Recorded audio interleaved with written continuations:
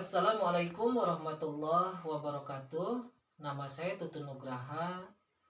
Usia saya 43 tahun, berasal dari kota Cimahi, mengikuti kategori lomba kuliah 7 menit sebagai peserta kompetisi tunanetra tingkat nasional 2024 yang diselenggarakan oleh Yayasan Tunanetra Raudhatul Firdaus.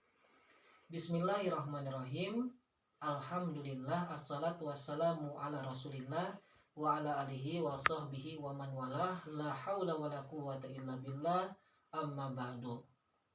Pemirsa yang budiman, belum lama ini kita mendapatkan berita seorang dai kondang atau tokoh agama yang menunjukkan perilaku yang kurang elegan saat menyikapi seorang penjual es yang muncul di tengah-tengah acara tausiahnya, yang tentu saja hal tersebut menuai reaksi negatif.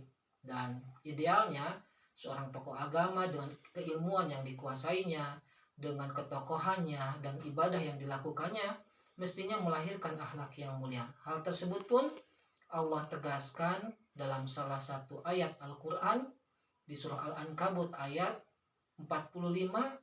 A'udzubillahi minasyaitonirrajim. Inna sholata tanha anil fahsya'i wal munkar. Sesungguhnya ibadah sholat yang kita lakukan akan mencegah pelakunya dari perbuatan keji dan munkar. Itulah idealnya ilmu yang dikuasai dan ibadah yang kita lakukan, maka akan melahirkan akhlak yang mulia. Kemudian sekarang pertanyaannya, bagaimanakah caranya supaya kita memiliki akhlak yang mulia?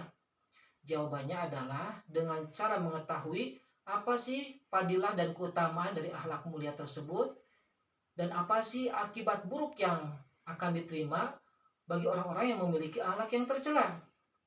Nah, jawabannya apa keuntungan saat kita memiliki akhlak yang mulia adalah kita akan dicintai oleh Allah Subhanahu wa taala. Hal tersebut dikuatkan dengan hadis yang diriwayatkan oleh Imam At-Tabrani dalam kitabnya Al-Awsat. Rasulullah yang mulia pernah menyatakan, innallaha jamilun yuhibbul jamal, yuhibbu ma'aliyal akhlak, wa yakrahu safasifaha. Sesungguhnya, kata Rasul, sesungguhnya Allah itu maha indah dan sangat mencintai keindahan, dan Allah mencintai kemuliaan akhlak dan membenci akhlak yang tercela. Allah menerangkan melalui hadis di atas dengan terang benderang, dengan gamblang, bahwa Allah mencintai kemuliaan akhlak dan mencintai orang yang memilikinya. Dan Allah membenci keburukan akhlak dan membenci pula orang yang memiliki keburukan akhlak tersebut. Sehingga pantas jikalau Rasul satu-satunya manusia yang memiliki kemuliaan akhlak sampai-sampai disanjung dan dipuji oleh Allah Subhanahu wa taala dalam Al-Qur'an surah Al-Qalam ayat 4. Wa innaka la'ala khuluqin adzim.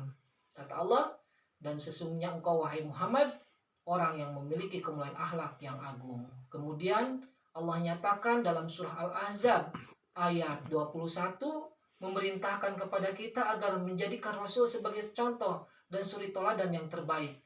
Laqad kana lakum fi Rasulillahi uswatun hasanah. Dan sungguh ada di dalam diri Rasul itu contoh yang terbaik buat kita semua. Kendati pun demikian, Rasul masih saja dan tetap memohon perlindungan, memohon hidayah agar senantiasa dibimbing dan ditetapkan di atas akhlak yang mulia. Hal tersebut terekam dalam sebuah hadis riwayat Imam Muslim dengan sanad yang sahih. Rasul pernah berdoa, Allahumma hdini li ahsanil akhlak, la yahdini li ahsaniha illa anta, wasrif anni sayyaha, la yasrifu anni sayyaha illa anta.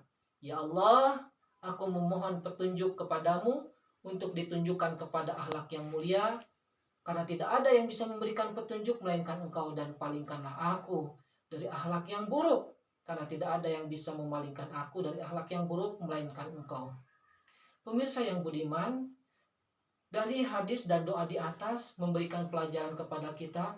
Meskipun Rasulullah sudah memiliki kemuliaan akhlak, Rasulullah dipalingkan dari akhlak yang buruk, masih saja beliau memohon pertolongan, apalagi kita sebagai manusia biasa.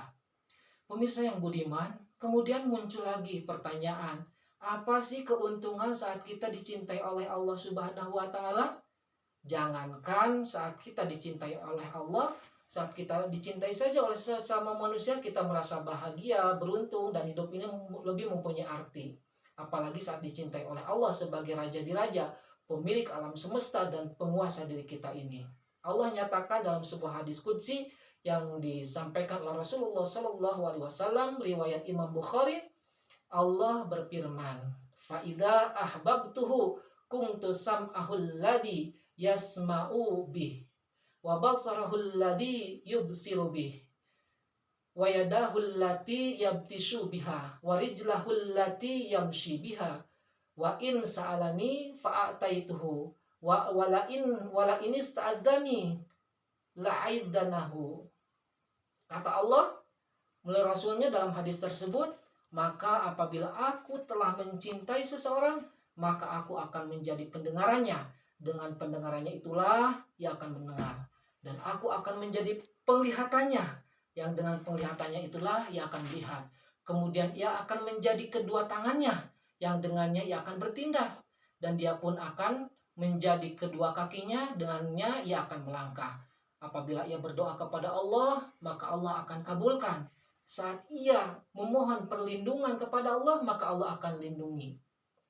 Pemirsa yang budiman, coba renungkan hadis di atas. Ini hal yang sangat luar biasa. Keuntungan yang sangat memotivasi kita.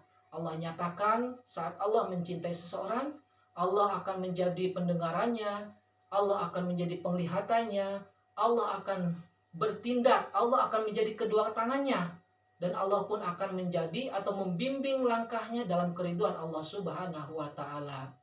Pemirsa yang budiman, mudah-mudahan dengan hadis di atas memotivasi kita ingin menjadi orang yang senantiasa dicintai oleh Allah Subhanahu wa Ta'ala, dan berharap agar senantiasa mendapatkan hidayah dari Allah Subhanahu wa Ta'ala, menjadi orang-orang yang memiliki kemuliaan akhlak dan dipalingkan dari keburukan akhlak, yang pada akhirnya kita mendapatkan kebahagiaan dan keuntungan yang begitu besar dari Allah, bukan hanya di dunia tapi di akhirat nanti.